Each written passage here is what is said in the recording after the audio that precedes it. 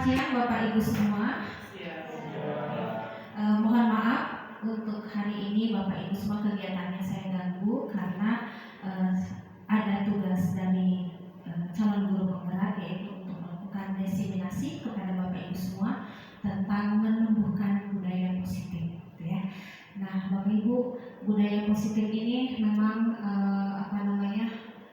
harus kita tumbuhkan di sekolah, karena di sekolah kalau kita lihat, mungkin Bapak Ibu juga di dalam kelas juga mendapatkan hal-hal seperti ini ya. Nah, ini saya coba cari gambar yang agak mendekati dengan kasus anak-anak kita ya. Nah, anak-anak kita ini diantaranya banyak juga atlet loncat tinggi ya. Terbukti ada yang berusaha itu, dan mereka juga bagus sebenarnya itu. Ada kerjasamanya, ada saling tolong menolong yang untuk loncat gitu ya. Jadi ada yang megang kakinya, ada yang mendorong naik gitu, lalu dia naik, nanti udah di atas dia tarik lagi temannya. Kerjasama yang baik, tetapi bukan kerjasama dalam budaya yang positif gitulah. Nah, mungkin yang satu lagi juga Bapak Ibu juga suka menemukan kalau udah jam-jam siang itu gitu ya, di jam siang yang di bangku paling belakang gitu ya, dia dengan enaknya berlayar ke pulau impian gitu ya, sementara Bapak Ibu berjuang untuk menyampaikan materi supaya masuk di dalam pikiran mereka agar ketika ujian bisa mengerjakan dengan baik gitu ya. Nah, yang ini lebih keren lagi, saya baru tahu bahwa kuku itu bisa menjadi tempat nyontek. Kalau zaman saya dulu mah nyonteknya pakai kertas kecil-kecil gitu ya, simpen di saku, nanti lihat ya, biasanya tuh ada supirnya, ada kondekturnya gitu ya. Nanti kalau mau nyontek tuh supirnya tuh lihat terus ke depan kan, lihat ke depan, tangannya siap dengan pensil dan pulpennya, lalu yang satunya juga siap dengan personalingnya, yaitu contekan yang di bawah meja gitu ya. Lalu nanti guru jalan ke arah yang mana, lalu personalingnya masuk, tek gitu ya, tek gitu ya. Lalu tangan yang satunya nyetir, ngebut nulisnya gitu ya. Nah, itu zaman nyontek zaman saya kayak gitu ya. Terus ada kondekturnya nanti bilang kiri, awas, itu bu guru mau datang gitu ya. Nah, itu kondekturnya ketika nyontek zaman saya ya. Tapi ternyata sekarang nyontek udah lebih keren gitu ya. Nyontek ada di kuku gitu ya, ditulis di baju belakang temannya gitu ya. Nanti pakai itu pulpen yang ada senter gitu ya, nyenterin baju temannya tuh, lalu keluar tulisan ininya gitu ya. Terus di sepatunya gitu ya, di kulit tangannya di sini gitu ya. Nah, ternyata ini budaya ini itu turun-temurun tahun menahun gitu ya. Dan budaya ini yang mau kita perbaiki satu persatu gitu ya. Oke, Bu. Nah, pertanyaannya, bagaimana peran guru dalam menumbuhkan budaya positif di sekolah, terutama di dalam kelas? Bapak Ibu, apa yang sudah Bapak Ibu lakukan di dalam kelas untuk menumbuhkan budaya positif? Keinginan kita, anak-anak kita di dalam kelas, kira-kira apa yang sudah Bapak Ibu lakukan? Contohnya, misalkan ketika memulai pelajaran, biasanya Bapak Ibu mengajak anak-anak bagaimana?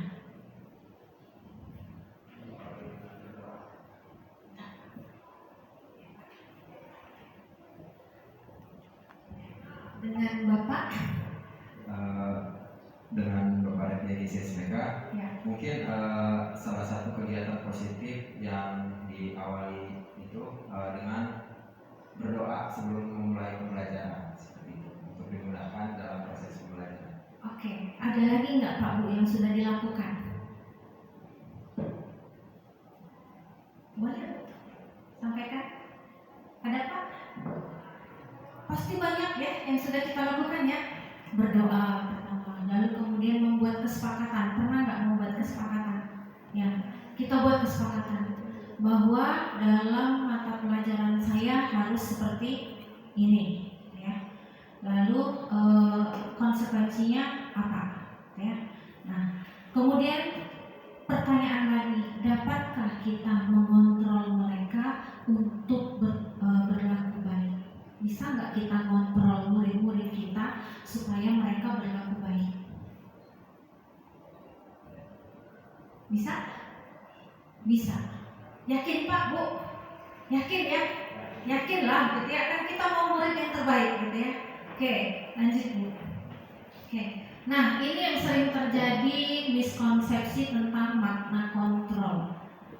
Kontrol itu maksudnya kita mampu mengontrol siswa, mengendalikan siswa gitu ya. Di dalam kelas kita perlu mengendalikan siswa. Nah, yang pertama adalah ilusi guru mengontrol siswa. Kadang-kadang kita berilusinya seperti ini. Kita berpikir bahwa kita bisa membuat siswa melakukan segala sesuatu hal itu sesuai dengan keinginan kita. Yang pertama mungkin nggak boleh berisik, nggak boleh gerak-gerak, nggak boleh ini, harus fokus gitu ya. Tapi kadang-kadang itu membuat siswa itu merasa jenuh gitu ya, terutama siswa yang tipe belajarnya adalah kinestetik. Dia akan merasa jenuh kalau kita suruh dia duduk diam. Kemudian ada ilusi bahwa semua pengetahuan positif, efektif, dan bermanfaat. Menurut kita guru, apapun pengetahuan yang kita sampaikan itu pasti positif dan bermanfaat. Tapi kadang-kadang buat siswa asik, males gitu ya. Nah ini ya. Kemudian yang ketiga adalah ilusi bahwa kritik membuat orang merasa bersalah dapat menguatkan karakter. Nah ini sering kita lakukan. Misalkan, kamu tuh kok kayak gitu sih, gitu ya. Gimana sih, harusnya kan begini, kenapa kayak gitu? Kita merasa kita menyampaikan itu bahwa pasti itu akan membuat orang lain merasa bersalah dan kita bisa menguatkan karakternya. Tetapi ternyata tidak semua seperti itu, gitu ya. Kemudian yang keempat, ilusi bahwa orang dewasa memiliki hak untuk memaksa. Nah ini gitu ya, ini yang paling saya suka dulu gitu ya, saya suka maksa, apalagi sekarang maksa Bapak Ibu untuk mendengarkan saya di sini gitu ya, untuk berbagi budaya positif. Ya. Nah, kita sering kali berpikir bahwa kita bisa memaksa mereka untuk melakukan apa yang kita mau, apa yang kita inginkan. Kita memaksa mereka untuk belajar seperti bagaimana kita meminta mereka belajar, tapi ternyata mereka punya gayanya masing-masing gitu ya. Lanjut Bu. Oke. Nah, ini paradigma yang mau kita rubah. Saya ingin partisipasi dari Bapak Ibu supaya kita nggak ngantuk gitu ya. Bisa 5 orang ke depan. Bapak Ibu minta tolong 5 orang ke depan. Ya, yang di depan aja ya mungkin. Yuk Pak Bu, kita praktek ini sebentar. Ya.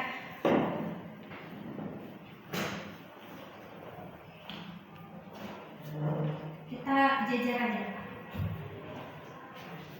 Oke. Saya sudah dapat 5 orang. Ya.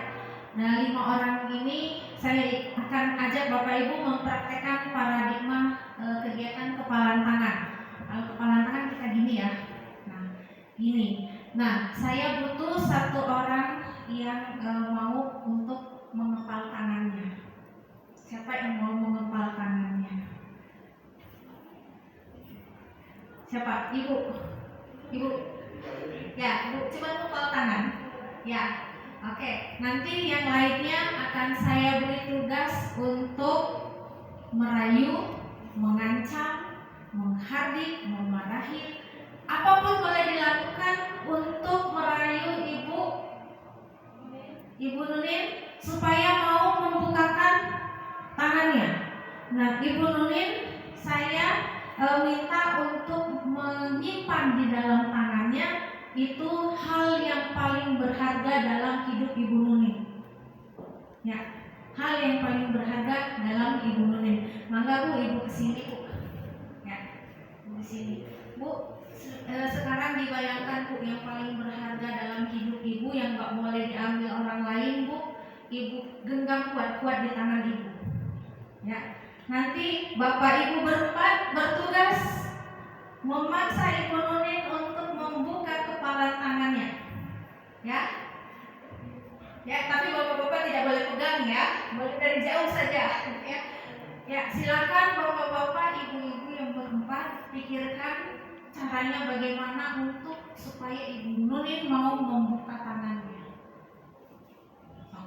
Ibu boleh mengambil keputusan, Ibu boleh untuk membuka tangan atau Ibu boleh untuk tetap memegang kepala tangan ibu sesuai dengan prinsip yang ibu pertahankan dalam hidup ibu. Boleh kita mulai sekarang? Silakan Bapak Ibu dicoba untuk membuka kepala tangan ibu Nuning. Silakan, siapa dulu boleh? Boleh, satu-satu. Siapa dulu? Satu. Ibu mau apa? Mau pakai rayuan atau mau pakai? Coba Bu. Boleh pakai bahasa ini boleh. Saya lagi gak punya uang nih. Boleh gak minjem 100? Boleh teh, boleh. Ya teh, itu ada ini. Ya tuh please atuh, saya butuh banget please. Ini saya nggak punya uang teh. Ih teh atuh, ini nanti saya ganti dah. Secepatnya saya ganti. Minjam dulu 100 boleh ya? Nggak ada teh, ini bukan uang. Ih teh. Sudah nyamai itu teh. Nggak ada. Hmm. Kalau ada, insya Allah saya kasih. Kalau sekarang saya nggak pegang uang. Saya lagi butuh banget padahal. Gimana Bu? Nyerah? Ya bukannya udah. Oke, lanjut Bu. Selanjutnya Bu. Atau Bapak dulu? Bapak dulu. Boleh Pak, lakukan apa aja supaya tangan Ibu Nurin terbuka. Teteh, ini kan ya. Kalian mau?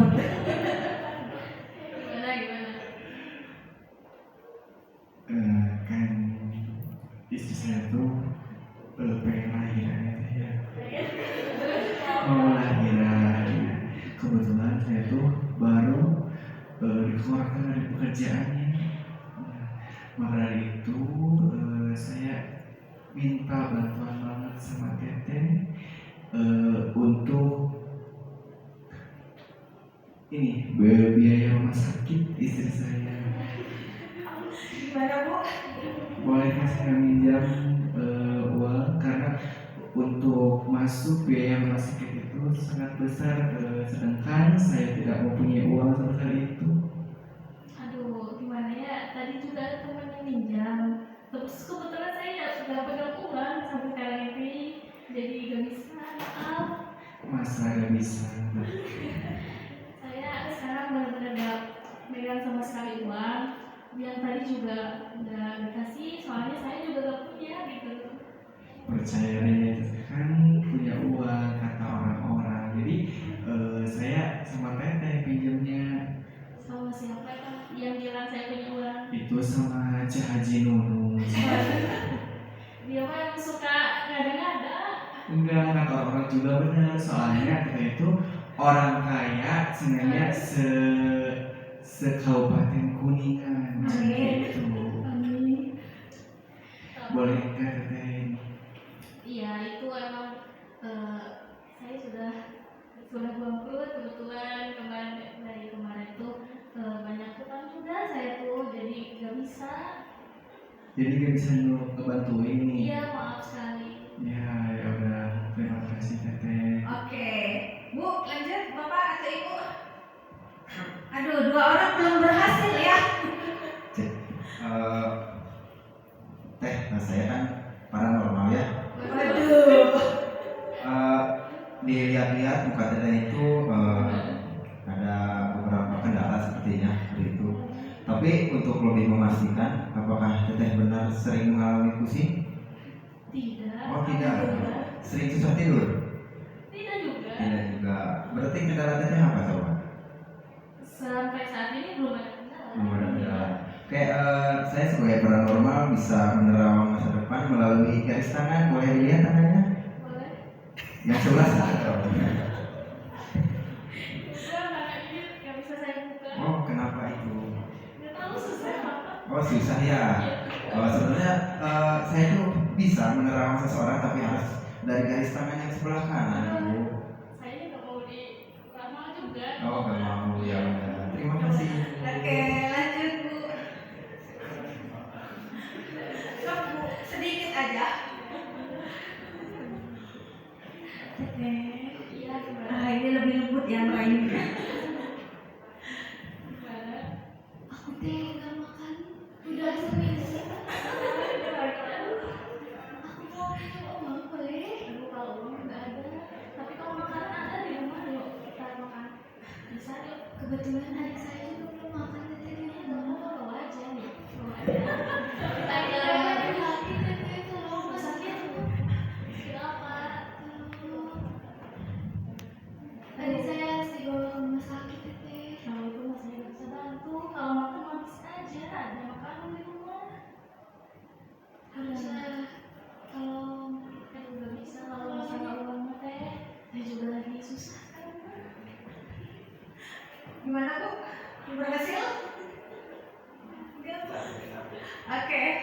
Oke, terima kasih. Kita tepuk tangan dulu buat Bapak Ibu semua ya.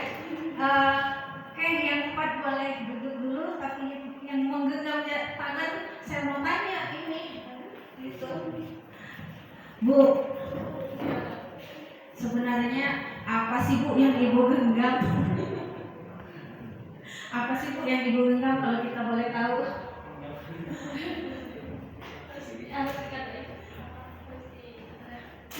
Sedikitlah gambarannya aja. Impian.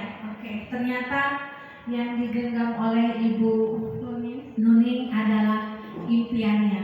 Maka pantas saja Ibu Nuning nggak mau ngasih impiannya gitu kan. Karena yang ngerayunya bukan ngerayu impian Bu Nuning gitu ya. Tapi bukan itu intinya. Intinya saya mau tanya ke Ibu. Intinya sebenarnya Ibu membuka tangan itu karena Ibu tetap menggenggam tangan Ibu itu lebih karena kemauan Ibu sendiri atau karena Ibu dipaksa orang lain? Lebih ke kemauan sendiri. Oke, hatur nuhun Ibu. Ya. Baiklah Bapak Ibu semua, games yang sangat menarik ya. Ternyata Bapak Ibu kreatif sekali. Saya tidak kasih skenario-nya, tapi Bapak Ibu bisa membuat begitu drama yang begitu seru sekali gitu ya. Nah, Bapak Ibu ternyata paradigma tangan kita itu menggambarkan bahwa kita tidak dapat sepenuhnya mengontrol orang lain. Yang dapat mengontrol dan mengendalikan dirinya adalah orang itu sendiri. Begitu juga dengan siswa. Ya. Kita tidak sepenuhnya dapat mengontrol siswa, tapi siswa sendirilah yang menentukan kontrol di dalam hidupnya. Ya. Oke Bu. Nah, ini salah satu disiplin positif yang dilakukan di sekolah, yaitu upacara setiap hari Senin, ya, bentuk disiplin positif. Dan saya ingin menyampaikan saat ini apa sih itu disiplin positif, ya, mangga Bu. Nah, apa makna disiplin positif? Yang pertama berasal dari bahasa Latin, disiplina, artinya belajar. Kemudian makna asal dari kata ini berkonotasi dengan disiplin diri murid pada Socrates dan Plato. Kemudian disiplin diri membuat orang menggali potensinya menuju sebuah tujuan yang ia hargai. Yang kemudian, namun dalam budaya kita makna kata disiplin telah berubah menjadi suatu yang dilakukan seorang pada orang lain untuk mendapatkan kepatuhan. Artinya kita ingin dengan adanya disiplin dia patuh terhadap aturan yang dibuat. Kemudian kecenderungan umumnya adalah menghubungkan kata disiplin dengan ketidaknyamanan, bukan dengan apa yang kita hargai atau pencapaian suatu tujuan mulia. Ya. Nah, disiplin positif adalah di mana seseorang belajar untuk mengontrol diri dengan menggali potensinya agar tercapai tujuan mulia, yaitu menjadi seseorang yang kita inginkan berdasarkan nilai-nilai yang kita hargai. Ya, nah, di dalam kedisiplinan itu ada nilai kebajikan. Nah, apa sih nilai kebajikan? Nilai kebajikan adalah nilai yang bersumber dari kehendak manusia. Nilai kebaikan yang disebut juga dengan nilai moral, artinya nilai yang diakui di dalam situasi yang sama, dalam lingkungan yang sama, dalam kondisi yang sama, dan disepakati secara bersama-sama. Oke. Nah, nilai-nilai kebajikan yang selama ini digadang-gadang dalam dunia pendidikan itu ada 6 tipe. Yang pertama, profil pelajar Pancasila. Ini yang saat ini sedang dikembangkan melalui kurikulum Merdeka, gitu ya. Kemudian ada primary 180 primary yes program PYP. Ini juga berisi tentang nilai-nilai kebajikan yang biasanya banyak digunakan secara umum. Lalu ada 9 pilar karakter, ya. Lalu juga ada petunjuk seumur hidup dan keterampilan hidup. Ini juga di dalamnya terkandung nilai-nilai kebajikan. Lalu ada the 7 essential virtues, ya. Kemudian yang terakhir the virtues project. Nah, untuk saat ini kita semua akan bergerak kepada nilai-nilai kebajikan, yaitu profil pelajar Pancasila. Tetapi Bapak Ibu di dalam kelas juga boleh menerapkan nilai-nilai kebajikan yang lainnya yang dapat disesuaikan dengan mata pelajaran yang Bapak Ibu mampu, ya. Nah, kita lihat ini profil pelajar Pancasila. Yang pertama, beriman dan takwa kepada Tuhan Yang Maha Esa dan berakhlak mulia. Kemudian ada mandiri, bernalar kritis, kreatif, bergotong royong, dan berkebinekaan global. Ini yang mau kita kembangkan dalam kurikulum Merdeka, ya. Nah, ketika kita dihadapkan dengan suatu disiplin, maka di sana tidak bisa kita lepaskan dengan kebutuhan dasar manusia. Nah, apa sih kebutuhan dasar manusia? Yang pertama kali itu yang menjadi kebutuhan dasar manusia adalah kemampuan untuk bertahan hidup. Nah, setelah individu ini mampu bertahan hidup, maka muncul kebutuhan yang lainnya, yang diantaranya adalah kasih sayang dan rasa diterima. Kemudian ada kesenangan, ada kebebasan, dan penguasaan. Itu kebutuhan yang harus dipenuhi, ya. Nah, lanjut Bu, kita bahas satu persatu. Nah, kebutuhan bertahan hidup. Kebutuhan bertahan hidup atau survival adalah kebutuhan yang bersifat fisiologis untuk bertahan hidup, misalnya kesehatan, rumah, makanan, ya. Ini merupakan kebutuhan pokok yang harus dipenuhi. Nah, apa kaitannya dengan siswa kita di dalam kelas ketika kebutuhan ini tidak terpenuhi? Misalkan dia kurang makan dan minum, biasanya dalam kegiatan belajar pun dia akan menjadi kurang semangat. Mungkin dia akan sering terlihat lesu, lemah di dalam kelas, sering mengantuk mungkin, atau kelihatan kurang antusias mengikuti kegiatan belajar, atau bahkan sering tidak hadir di dalam kegiatan pembelajaran. Ini yang terjadi ketika kebutuhan bertahan hidup tidak terpenuhi. Lanjut Bu. Lalu ada kasih sayang dan rasa diterima. Kebutuhan untuk disayangi dan diterima meliputi kebutuhan akan hubungan dan koneksi sosial, kebutuhan untuk memberi dan menerima kasih sayang, dan kebutuhan untuk merasa menjadi bagian dari suatu kelompok. Nah, ini biasanya kita lihat di dalam kelas itu siswa-siswa kita biasanya dia terbentuk menjadi kelompok-kelompok kecil tempat dia bersosialisasi. Dia dengan teman-temannya tertentu, dan kadang-kadang juga dia sulit berbaur dengan kelompok yang lainnya. Kemudian kebutuhan ini juga meliputi keinginan untuk tetap berhubungan dengan orang lain, seperti teman, keluarga, pasangan hidup, teman kerja, binatang peliharaan, dan kelompok di mana kita bergabung. Nah, ini menunjukkan kadang-kadang ada siswa kita yang tidak mau mengikuti pembelajaran itu karena dia takut ninggalin kelompoknya. Ketika dia terlepas dari kelompoknya, dia merasa resah. Akhirnya si siswa ini seringkali kadang izin dulu, ya. Kadang izinnya itu nggak jelas, hanya ingin melihat teman kelompoknya itu misalkan ada di kelas lain itu lagi ngapain, ya.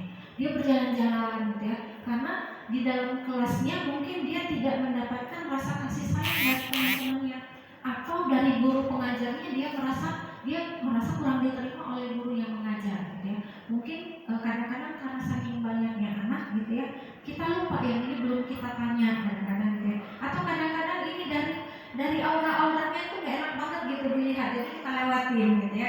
Nah, ini ternyata menumbuhkan permasalahan yang timbul karena akibat dari kebutuhan rasa kasih sayang yang tidak terpenuhi, gitu ya.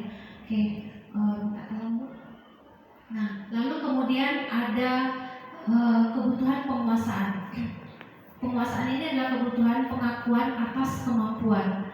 Nah, kebutuhan ini berhubungan dengan kekuatan untuk mencapai sesuatu, menjadi kompeten, menjadi terampil, diakui atas prestasi dan keterampilan kita, didengarkan, dan memiliki rasa harga diri. Nah, ini biasanya kalau di dalam kelas itu Bapak Ibu biasanya, ayo siapa dulu yang mau mengerjakan di depan? Siapa yang udah bisa? Ya. Atau kadang ada juga kan siswa kita, dia bisa tapi dia nggak mau gitu, dia malu-malu gitu ya. Nah, di kebutuhan ini kalau kita penuhi, ya kalau kita penuhi kebutuhan akan penguasaan ini, pengakuan terhadap kemampuannya dia, ini akan menumbuhkan rasa percaya diri, sehingga di pembelajaran yang berikutnya siswa itu lebih merasa, oh aku pasti bisa, aku kayaknya kalau ditunjuk lagi nggak apa-apa nih, maju ke depan gitu ya. Nah ini kebutuhan ini meliputi keinginan untuk dianggap berharga, bisa membuat perbedaan, bisa membuat pencapaian, kompeten, diakui, dihormati. Ini meliputi self-esteem atau penerimaan diri dan keinginan untuk meninggalkan pengaruh. Artinya ketika kebutuhan ini terpenuhi, dia akan lebih bersifat independen terhadap dirinya, sehingga dia tampil lebih percaya diri ya. Oke. Nah kemudian ada kebutuhan akan kesenangan. Nah ini yang banyak dicari siswa kita sekarang gitu ya. Kebutuhan akan kesenangan adalah kebutuhan untuk mencari kesenangan, bermain, tertawa. Kemudian bayangkan hidup tanpa kenikmatan apapun, betapa menyedihkan. Menurut Glasser, menghubungkan kebutuhan akan kesenangan dengan belajar. Jadi belajar tuh kalau tidak menyenangkan, kebutuhannya tidak terpenuhi untuk menyenangkan, akhirnya menjadi malas gitu ya. Jadi malesnya akhirnya mau ngapain sih, udahlah gitu, besok mau bolos aja deh gitu kan, pelajarannya ini besok. Jadi setiap hari itu dia nggak hadir gitu ya, maka tumbuh persoalan di situ gitu ya. Oke lanjut Bu. Nah kemudian kebutuhan kebebasan, kebutuhan akan pilihan. Di sini dia membutuhkan untuk bebas, kebutuhan untuk bebas adalah kebutuhan untuk kemandirian, otonomi, memiliki pilihan, dan mampu mengendalikan arah hidup seseorang.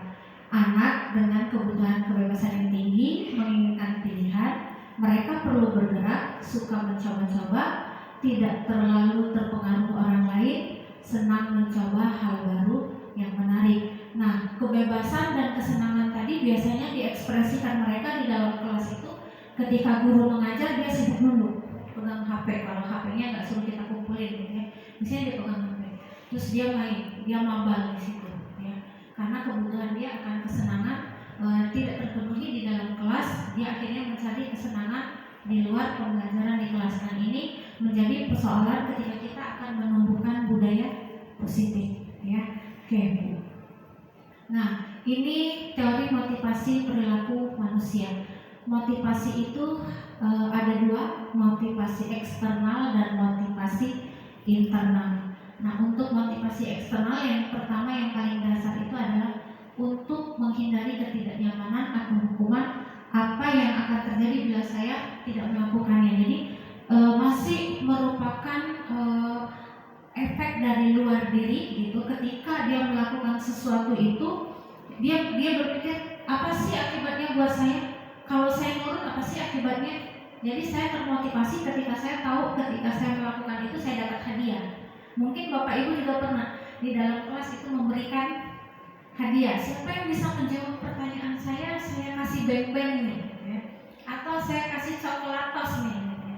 Nah ini masih bentuk motivasi eksternal. Kemudian diperhalus lagi untuk mendapatkan imbalan dari orang lain. Apa yang akan saya dapat apabila saya melakukannya, itu tadi ya, apa yang saya dapat apabila saya melakukannya. Mungkin kalau saya hadir di dalam kelas saya dapat nilai bagus walaupun saya nggak paham nih apa yang harus dikerjakan, saya nggak bisa nih ngerjain tugas, yang penting saya ada di dalam kelas. Mungkin itu motivasi eksternal yang muncul gitu ya. Lalu dari sekian motivasi itu kita harus menuju pada motivasi internal, di mana disiplin positif itu dapat terlaksana. Nah, disiplin positif itu dapat terlaksana ketika siswa itu dapat menghargai dirinya sendiri. Misalnya saya akan menjadi orang seperti apa bila saya melakukannya. Artinya saya nanti kalau lulus bakal jadi apa kalau saya rajin belajar di sekolah. Ya, itu menjadi motivasi dia sehingga dia datang ke sekolah itu nggak harus diingatkan, nggak harus dipaksa, nggak harus dicari-cari kan kalau guru BK ya cari anak kemana nggak masuk-masuk gitu ya. Nah, itu karena motivasinya belum motivasi internal gitu ya. Oke, masuk. Nah, dari kebutuhan tadi saya ingin mengajak Bapak Ibu untuk melihat pembentukan keyakinan kelas. Nah, keyakinan kelas ini harus kita lakukan ketika kita memulai kelas. Tujuannya adalah supaya kita menumbuhkan budaya positif di dalam kelas, gitu ya. Oke, lanjut Bu. Nah, mengapa sih nggak kita kasih aturan aja? Kenapa harus keyakinan? Nah, mengapa kita memiliki peraturan harus menggunakan helm bila mengendarai kendaraan roda 2? Pertanyaan ini sama dengan ketika kita harus menjawab mengapa sih nggak peraturan aja, kenapa harus keyakinan? Gitu ya. Kira-kira Bapak Ibu kenapa harus pakai helm kalau pakai kendaraan roda 2? Yakin untuk keselamatan? Bukan karena takut nanti ditilang, bukan ya. Nah, kalau takut ditilang berarti itu kita masih pada peraturan ya. Tapi kalau keyakinan adalah supaya kita mendapatkan keselamatan. Kemudian ya, mengapa kita harus mematuhi 3M? Ini waktu kita COVID ya, pakai masker, cuci tangan, terus jaga jarak 5 meter. Kenapa kita harus patuh terhadap 5M? Supaya kita memiliki kesehatan, bukan supaya kita nggak dimarahi kalau kita nggak pakai masker, gitu ya. Oke, mengapa kita memiliki peraturan datang tepat waktu? Mengapa kita harus datang tepat waktu? Supaya kita memberikan contoh yang baik, ya. Ini ya, bukan supaya nanti takut dimarahi Bu Ika sebagai kurikulum belum masuk kelas gitu ya, jangan ya.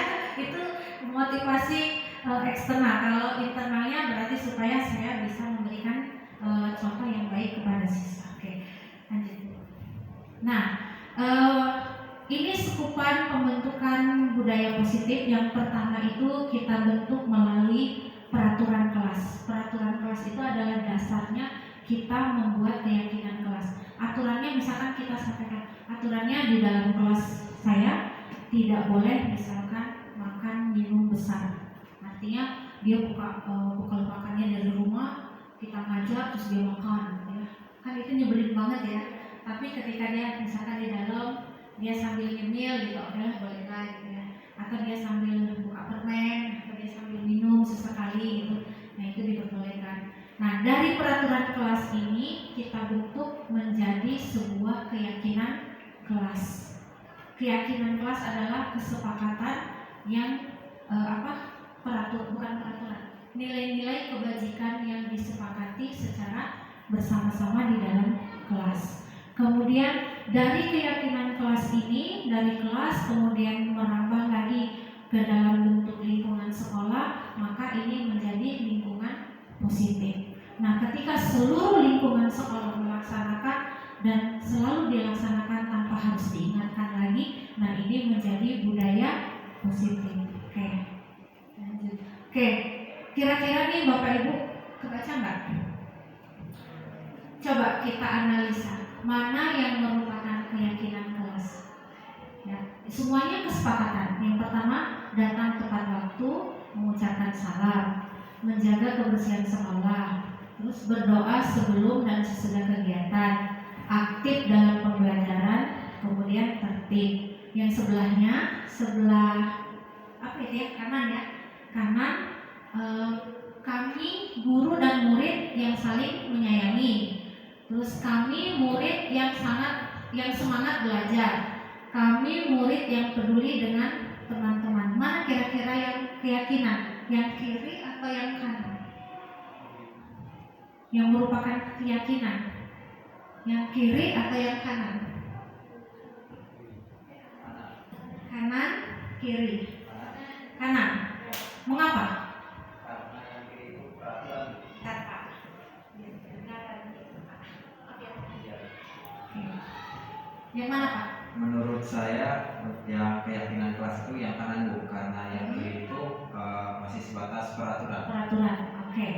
Ya, yang kanan merupakan keyakinan kelas itu karena yang kanan itu ada kata kuncinya ya, saling menyayangi gitu ya. Terus semangat. Jadi kalau keyakinan itu kalimatnya lebih merupakan kalimat yang pendek.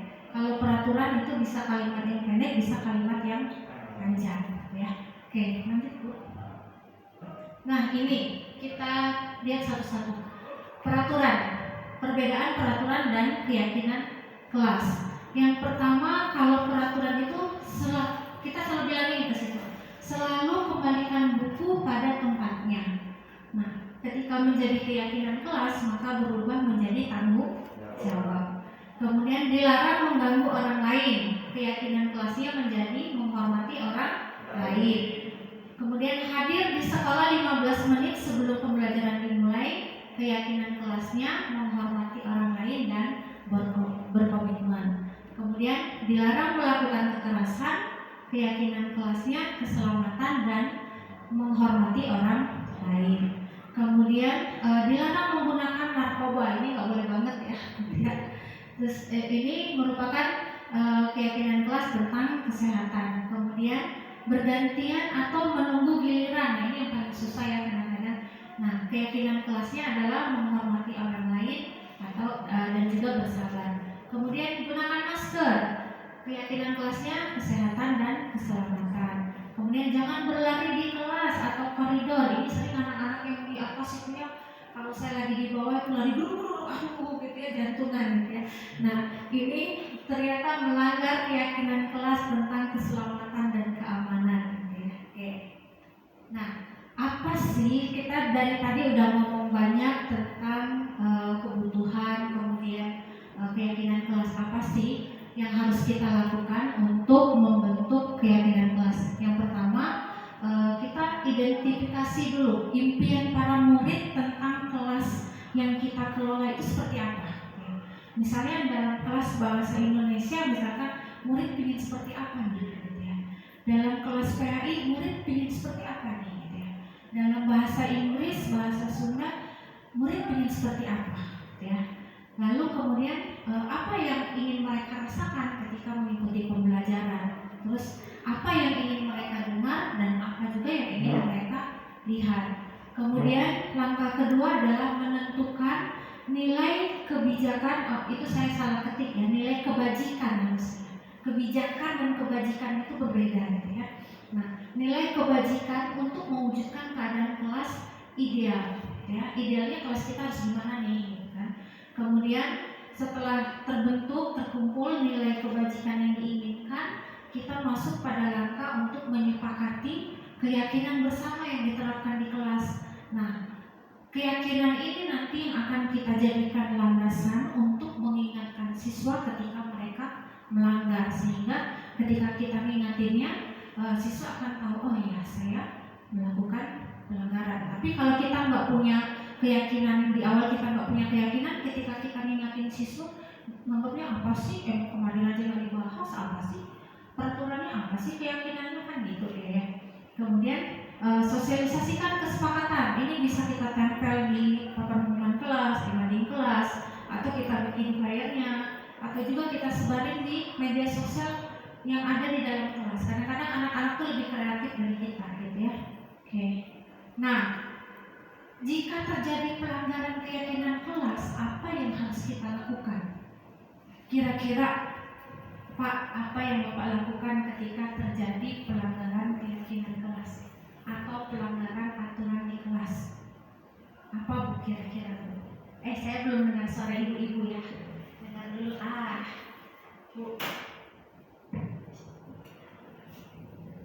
Ketika siswa melanggar aturan di dalam kelas, biasanya ibu lakukan apa Bu? Mungkin pertama diingetin dulu, kalau misalnya udah beberapa kali, mungkin disepakati untuk dikasih punishment. Oke, ya. Terima kasih. Ya. Nah, memang ketika keyakinan kelas dilanggar, kita kadang-kadang langsung membuat satu reaksi yang pada umumnya kita lakukan, gitu ya. Tapi kita mau lihat teorinya di sini, gitu ya. Nah, keyakinan kelas dibuat bersama untuk dilaksanakan bersama. Jika ada murid yang melanggar, maka guru atau wali kelas harus melakukan tindakan sesuai segitiga restitusi. Nah, segitiga restitusi ini akan kita bahas setelah ini. Bagaimana nanti ketika Bapak Ibu melakukan menangani siswa yang melanggar, gitu ya. Nah, kalau selama ini kan kita langsung tegur, gitu ya. Nah, cara kita menegur akan kita lihat nanti kita itu sudah melakukan apa di sini, gitu ya. Nah, ketika ada siswa yang melanggar di dalam kelas, ya biasanya yang dilakukan oleh guru, oleh direktur, oleh manajer, biasanya itu yang kita lakukan yang pertama itu adalah sebagai penghukum, kemudian yang kedua pembuat rasa bersalah, yang ketiga kita berlaku sebagai teman, yang keempat kita berlaku sebagai pemantau, dan yang kelima kita berlaku sebagai manajer. Mari kita lihat satu-satu ya. Nah, ketika kita berlaku sebagai penghukum, itu biasanya seorang penghukum bisa menggunakan hukuman fisik maupun verbal. Pernah nggak Bu, Bapak Ibu, ketika anak melakukan salah, kita misalkan salah nih, tahu-tahu kita datangi, gemes deh Ibu, gitu ya, gitu ya, kadang gemes ya. Nah, ini kita di posisi pengontrol, penghukum. Atau kadang-kadang kita ngomong gini, kamu tuh gimana sih? Ya, gitu aja gak bisa. Kan? Nah, itu masuk di penghukum. Ya, bahasa verbal yang kita gunakan untuk menghukum. Kamu salah, kamu salah sekarang. Kamu bersihin kelas. Ya, nah itu yang dilakukan oleh kontrol menghukum. Nah, orang-orang yang menjalankan posisi penghukum senantiasa mengatakan bahwa sekolah memerlukan sistem atau alat yang dapat lebih menekan murid-murid lebih dalam lagi. Artinya kita memberikan hukuman atau punishment yang harusnya bisa membuat murid menjadi jerah. Ya, itu ketika kita di posisi penghukum. Salah nggak sih? Enggak sih, nggak salah. Tapi ada yang lebih baik. Ya. Nah, setelah penghukum itu ada ya, guru-guru yang menerapkan posisi penghukum akan berkata, patuhin aturan saya atau awas loh, ya, awas loh, ya. Sering ya, ibu juga sering refleksi ya, awas gitu. Kemudian selalu yang terakhir selesai. Kamu selalu kamu yang terakhir selesai, ya. Nah, kemudian guru seperti ini senantiasa percaya bahwa ada satu cara agar pembelajaran bisa berhasil, yaitu cara dia. Kamu pokoknya kudu ini, ya, kudu harus nurut ke saya, ya, supaya kamu aman, supaya kamu lulus, ya. Nah, kadang-kadang saya juga masih kayak gitu ya, kita introspeksi bareng-bareng gitu ya. Nah, lanjut Bu. Kemudian penghukum ini biasanya kalau ngomong nadanya tinggi, ya, terus bahasa tubuh makanya melotot. Kalau saya tuh seneng banget kalau udah melotot anak-anak tuh, ya. Kemudian jarinya unjuk, ya, tuh sana kamu keluar, ya. Tuh. Kemudian kadang juga ngomongin terlambat lagi, pasti terlambat lagi, selalu datang terlambat. Kapan dia bisa datang tepat waktu? Ya, kadang nyindir ya. Tadi kan menggunakan verbal gitu ya. Kemudian, nah, tugas kita nih Bapak Ibu, mari kita tanya pada diri kita, bagaimana perasaan murid? Coba deh ingat-ingat ketika Bapak Ibu jadi murid, bagaimana rasanya ketika guru berbicara seperti itu ketika kita terlambat? Takut enggak? Takut ya? Takut. Tapi besoknya diulangi lagi, ya, nah itu dia gitu ya. Takutnya sebentar, tapi besok ulangi lagi. Oke, nah hasilnya apa? Hasilnya kemungkinan murid akan marah, terus dendam, atau bersifat agresif. Karena kita bentak-bentak tadi dia melawan. Ini murid SMA. Tapi kalau murid SD nanti bapak ibu ke SD beda lagi, dia pasti merumput gitu ya. Tapi kalau SMA dia gini gitu ya. Nah, apa? So gede mana gitu ya punya? Enggak ya. Nah, kemudian murid tersebut akan mencoret-coret bukunya. Kita sering menemuin gitu ya. Kalau saya sebagai orang tua, saya pernah nemuin buku anak saya itu dari awal sampai akhir itu semuanya coret-coretan, ya. Ketika saya tanya kenapa, dia bilang lagi kesal. Ya. Nah ini kemudian lebih buruk lagi pulang sekolah melihat motor atau mobil bapak ibu guru, kemudian mobilnya pakai paku, seret, nyesek banget gitu ya, ketika mobil digituin, Ika. Ya, ini lanjut Bu. Nah, kita masuk ke pembuat merasa bersalah. Kalau tadi menghukum, sekarang kita posisinya kontrol kita sebagai pembuat merasa bersalah. Apa sih dalam posisi ini? Pada posisi ini biasa guru akan bersuara lebih lembut, ya. Kemudian pembuat merasa bersalah akan menggunakan keheningan yang membuat orang lain merasa tidak nyaman, bersalah atau rendah diri. Biasanya di kelas ketika murid ribut, tiba-tiba gurunya diam, lama sambil matanya ngeliatin, gitu ya. Terus lama-lama kan dia merasa bersalah. Yang tadi dia ngobrol tuh, akhirnya dia diam, gitu ya. Lanjut Bu. Nah, ini kata-kata yang keluar dengan lembut itu akan seperti kita suka ngomong ini. Ibu sangat kecewa sekali dengan kamu, ya. Beda dengan tadi kamu teh siang lagi gitu. Kalau yang ini ibu sangat kecewa sekali dengan kamu, gitu ya. Masih sambil senyum nih, gitu ya. Kemudian berapa kali bapak harus memberitahu kamu ya. Kemudian gimana coba kalau orang tua kamu tahu kamu kayak gini, ya. Kemudian di posisi ini murid akan memiliki penilaian diri yang buruk, merasa bersalah tentang diri mereka. Murid merasa tidak berharga dan telah mengecewakan orang yang disayanginya. Karena tadi kan kita pembuat rasa bersalah, ya. Oke. Nah, ini biasanya juga nada suaranya memelas, halus, sedih, bahasa tubuh, terus ngedekat ke anak, gitu, terus agak lesu. Adik, kamu ini gimana ya? Kamu sudah janji dengan ibu tidak akan terlambat lagi. Kamu kenapa ya senang banget mengecewain ibu? Ibu benar-benar kecewa sekali. Gitu ya. Ini kan anak langsung, aku udah dekat sama ibu, gitu ya. Tapi diginiin jadinya rasanya salah banget, gitu ya. Kemudian bagaimana perasaan murid bila ditegur cara seperti ini? Benar nggak sih ngerasa bersalah kalau kita ditegur gitu? Oke. Nah, hasilnya kalau kita menggunakan kontrol pembuat rasa bersalah, itu murid akan merasa bersalah telah mengecewakan bapak ibu gurunya. Kemudian murid akan merasa menjadi orang yang gagal dan tidak sanggup membahagiakan orang lain. Kemudian kadangkala sikap seperti ini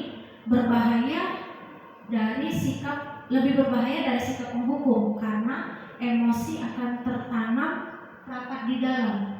Murid menahan perasaannya, jadi dia lebih memendam perasaannya. Kemudian tidak seperti murid dengan guru penghukum, di mana murid bisa menumpahkan amarahnya. Ketika kita menjadi penghukum kan murid bisa melawan, ya. Tapi yang ini dia nggak bisa melawan, karena kita menegurnya dengan halus, dia akan mendem, ya.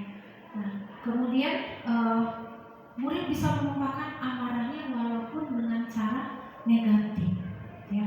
Nah, murid tertekan seperti inilah dan tiba-tiba bisa meletus amarahnya dan bisa menyakiti diri sendiri atau orang lain. Nah, ini titik awal munculnya perilaku bullying, ya. Karena dia merasa dia tertekan, dia disakiti orang lain, akhirnya dia membalaskan ke orang lain karena dia nggak berani membalas ke gurunya tadi, gitu ya. Jadi dia membalas ke orang lain, ya. Lanjut Bu. Oke, kita masuk posisi kontrol sebagai teman. Nah, sebagai teman, Bapak Ibu mungkin lebih sering menempatkan diri sebagai teman, karena Bapak Ibu yang masih guru muda ini biasanya jarak rentang usia kan tidak terlalu jauh dengan siswa, dan biasanya menempatkan diri sebagai teman, ya. Nah, guru pada posisi ini tidak akan menyakiti murid, namun akan tetap berupaya mengontrol murid melalui persuasi. Posisi teman pada guru bisa negatif ataupun positif. Positif di sini berupa hubungan baik yang terjalin antara guru dan murid, ya. Guru di posisi teman menggunakan hubungan baik dan humor untuk mempengaruhi seseorang. Mereka akan berkata, ayo bantulah demi Bapak ya. Seperti hari ini saya ke Bapak Ibu, ayo bantulah demi saya gitu ya, sebagai teman. Kemudian ayo ingat tidak bantuan Bapak selama ini. Ayo ingat tidak bantuan Bapak selama ini. Nagih janji dulu ya, nagih timbal balik dari apa yang dilakukan. Kemudian ya sudah kali ini nggak apa-apa, nanti Ibu bantu beresin. Itu sebagai teman ya. Hal negatif dari posisi teman adalah bila suatu saat guru tersebut tidak membantu murid, maka murid itu akan merasa kecewa dan berkata, saya pikir Bapak atau Ibu teman saya ya. Kira-kira Ibu teh teman saya gitu ya. Nah, murid merasa dikecewakan dan tidak mau lagi berusaha. Hal lain yang mungkin timbul adalah murid hanya akan bertindak untuk guru tertentu dan untuk guru lainnya. Murid akan tergantung pada guru tersebut. Jadi kalau sebagai teman, murid itu akan selalu nempel di kita gitu. Kalau nggak bisa, Papa bantuin Bu. Gitu. Jadi nggak mau berusaha sendiri untuk menyelesaikan persoalannya. Oke. Nah, sebagai teman ada nada suaranya lebih ramah, akrab, kemudian bercanda, bahasa tubuhnya lebih dekat dengan siswa gitu kan. Mata dan senyum jenaka. Jadi melihat ke siswa itu lebih hangat gitu ketika menjadi teman gitu ya. Kemudian biasanya kayak ini, Hadi, ayolah, bagaimana sih kamu? Kemarin kamu udah janji ke Bapak, kenapa terlambat lagi? Tapi masih bisa ketawa ya kalau sebagai teman ya, padahal udah matang gitu ya, masih bisa ketawa. Kemudian ya sudah nggak apa-apa, duduk dulu sana, nanti Bapak guru bantu gitu ya, sambil senyum. Kira-kira kalau diberikan sikap seperti ini, perasaan murid akan merasa lebih nyaman atau merasa lebih gimana? Lebih nyaman ya kayaknya ya. Tapi tidak menumbuhkan dia untuk besok berbuat lebih baik dari keinginannya sendiri gitu ya. Oke, lanjut. Hasilnya murid akan merasa senang dan akrab dengan guru. Ini termasuk dampak positif. Hanya saja di sisi negatif murid menjadi tergantung pada guru. Nah, bila ada masalah, dia merasa bisa mengandalkan guru tersebut untuk membantunya. Akibat lain dari posisi teman, Adi hanya akan berbuat sesuatu bila yang nyuruh adalah guru tersebut. Jadi kalau guru yang lain yang nyuruh, cek aja gitu ya. Tapi kalau guru itu yang nyuruh, saya mau gitu ya. Kemudian dan belum tentu berlaku yang sama dengan guru atau orang lainnya ya. Oke. Nah, kita lanjut ke posisi kontrol yang keempat, yaitu posisi kontrol pemantau. Memantau berarti mengawasi, bahwa saat kita mengawasi, kita bertanggung jawab atas perilaku orang yang kita awasi. Posisi pemantau berdasarkan pada peraturan dan konsekuensi dengan menggunakan sanksi atau konsekuensi. Kita dapat memisahkan hubungan pribadi kita dengan murid sebagai orang yang menjalankan posisi pemantau. Pertanyaan yang diajukan pemantau biasanya, ayo peraturannya apa? Kamu melanggar, peraturannya apa yang kamu langgar? Ya. Kemudian apa yang telah kamu lakukan? Lalu sanksi atau konsekuensinya apa? Ya. Itu yang selalu diungkapkan oleh seorang pemantau. Kemudian seorang pemantau sangat mengandalkan perhitungan, catatan, data yang dapat digunakan sebagai bukti atas perilaku seseorang. Posisi ini akan menggunakan stiker atau slide catatan, daftar cek. Wah, ini mah detail banget ya gurunya ya. Kemudian posisi pemantau sendiri berawal dari teori stimulus respon yang menunjukkan tanggung jawab guru dalam mengontrol murid. Jadi biasanya Bapak Ibu ini yang udah ngerjain tugasnya yang belum ya, ini. Jadi komplit daftar checklistnya ya. Oke, lanjut Bu. Nah, pemantau biasanya suaranya data, kemudian bahasa tubuhnya formal. Lalu guru, ini kalimat yang biasa dilakukan ya, kita temukan sebagai pemantau. Ibu gurunya berkata, Adi, tahukah kamu jam berapa kita mulai? Adinya menjawab, tahu Pak. Kemudian guru, kamu terlambat 15 menit. Apakah kamu sudah mengerti konsekuensi yang harus dilakukan bila terlambat? Kemudian Adi bilang, paham Pak, saya harus tinggal kelas pada jam istirahat nanti dan mengerjakan tugas ketinggalan saya. Guru, ya benar, nanti pada jam istirahat kamu harus tinggal di kelas untuk menyelesaikan tugas yang tertinggal tadi. Saya tunggu ya tugasnya hari ini juga. Ya, itu biasanya pemantau. Nah, bagaimana kira-kira perasaan murid kalau diperlakukan seperti ini? Ada perasaan nyaman? Nggak dimarahin ya dia tadi ya? Ya, ada perasaan nggak nyaman dan tumbuh tanggung jawab. Ya. Oke, hasilnya murid mengalami konsekuensi yang harus dijalankan karena telah melanggar salah satu peraturan sekolah.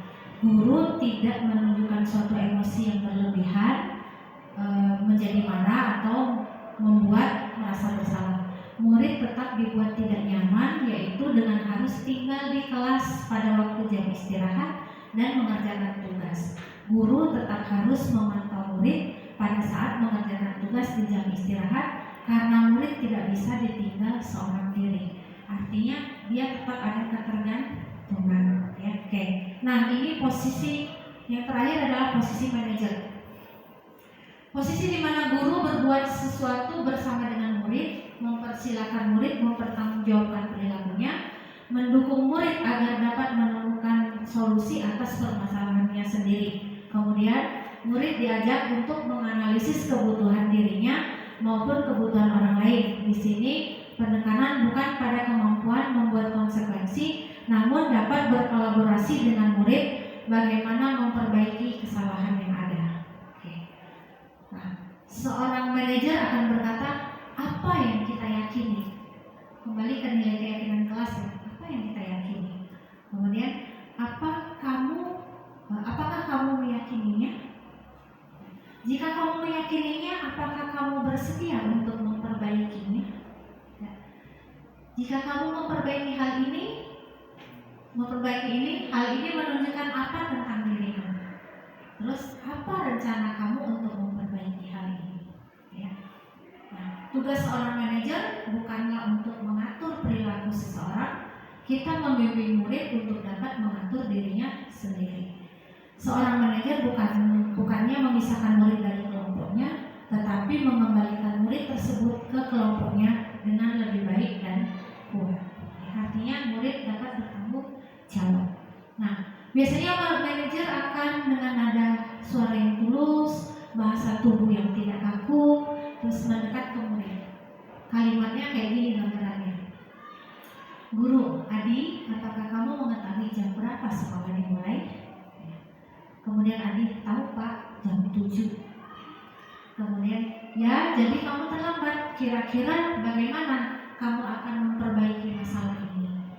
Lalu kemudian guru, baik, Adi, saya bisa menanyakan teman saya Pak untuk mengajar tugas yang tertinggal. Kemudian guru, baik, itu bisa dilakukan. Apakah besok akan ada masalah untuk kamu agar kamu bisa hadir tepat waktu ke sekolah? Terus adanya bilang, tidak Pak, saya bisa hadir tepat waktu. Kemudian guru, baik, saya hargai usahamu untuk memperbaiki diri. Nah, kalau kita ngomong kayak gini ke siswa, siswa akan merasa lebih nyaman gak? Nyaman banget ya, nyaman banget. Lalu tumbuh keinginan untuk memperbaiki diri. Oke. Lanjut. Nah, pada posisi manajer, suara guru sebaiknya tulus. Jadi jangan dibuat-buat ya.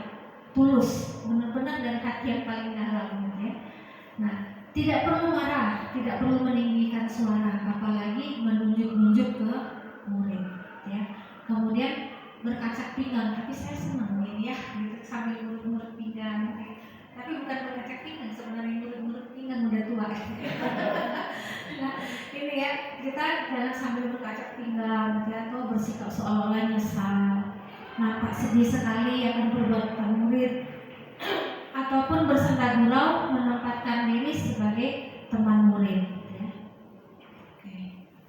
Nah, hasilnya siswa dapat membuat keputusan dan mengatasi sendiri permasalahannya. Kemudian muncul tanggung jawab di dalam dirinya. Kemudian dapat memperbaiki kesalahannya. Oke. Nah, ini posisi kontrolnya ini agak sulit dibaca ya, saya rembes ini. Nah, Ini apa yang guru buat, kemudian apa yang murid buat, gitu ya. Ketika kita sebagai penghukum, sebagai pembuat rasa bersalah, sebagai teman, sebagai pemantau, dan sebagai manajer. Nah, dari kesemuanya ini diharapkan kita sebagai guru bisa berada pada posisi kontrol manajer. Walaupun kadang-kadang suatu saat kita bisa kembali sebagai teman, bisa kembali sebagai pemantau, dan kadang-kadang juga dibutuhkan sebagai penghukum. Tetapi yang paling baik adalah ketika kita berada pada posisi kontrol manajer.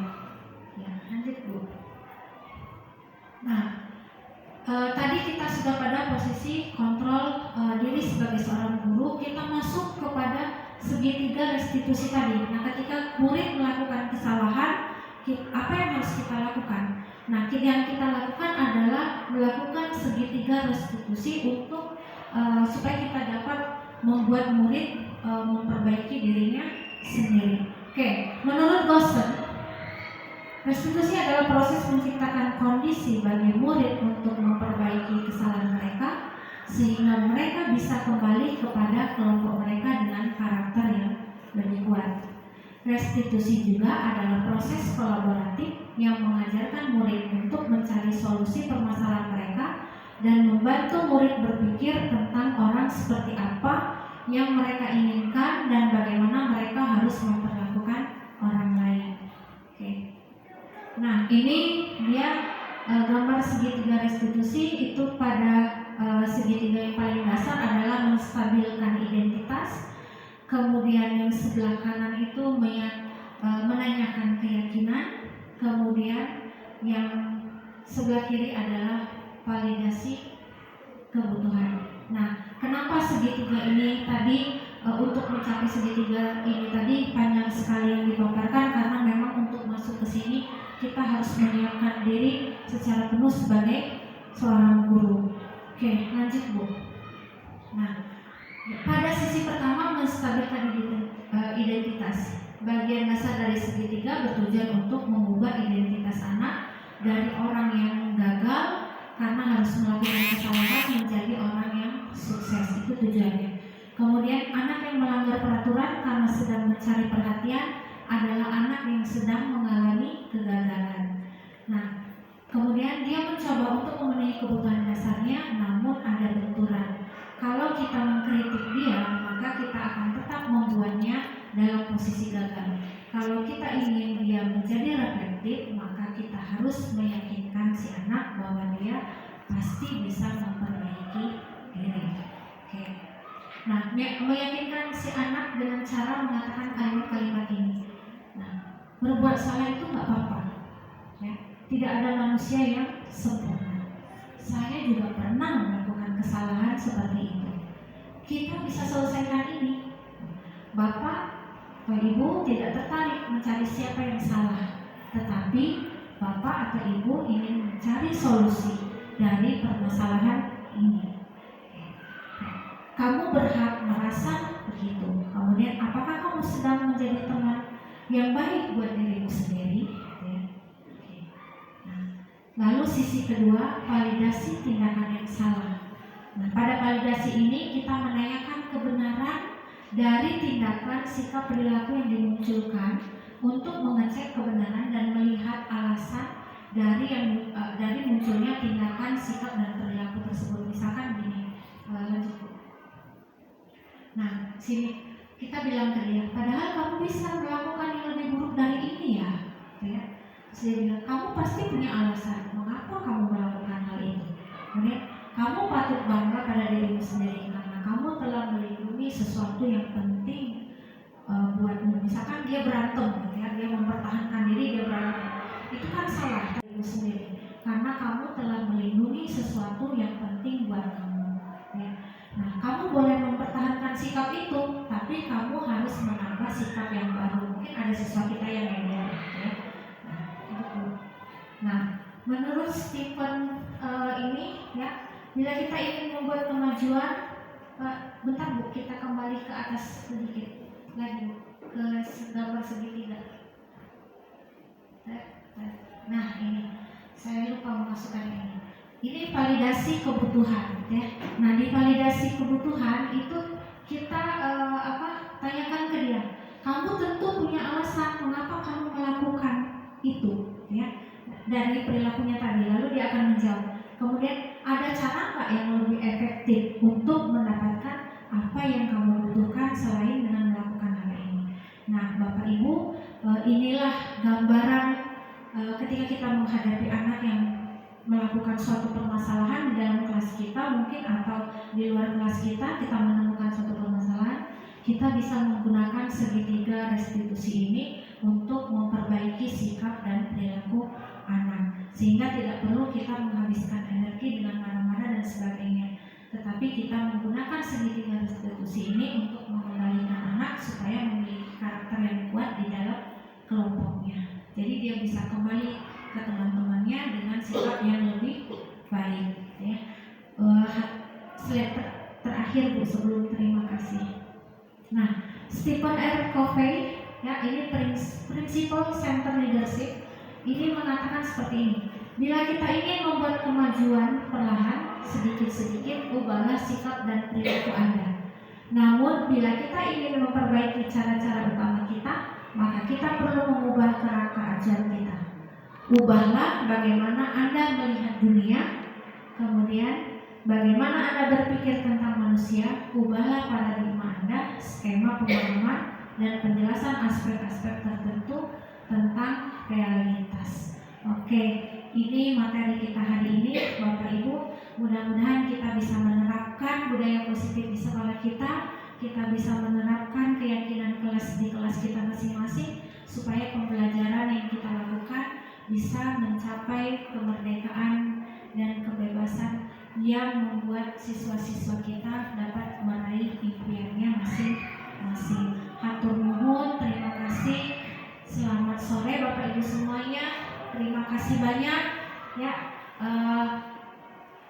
materi ini saya tutup.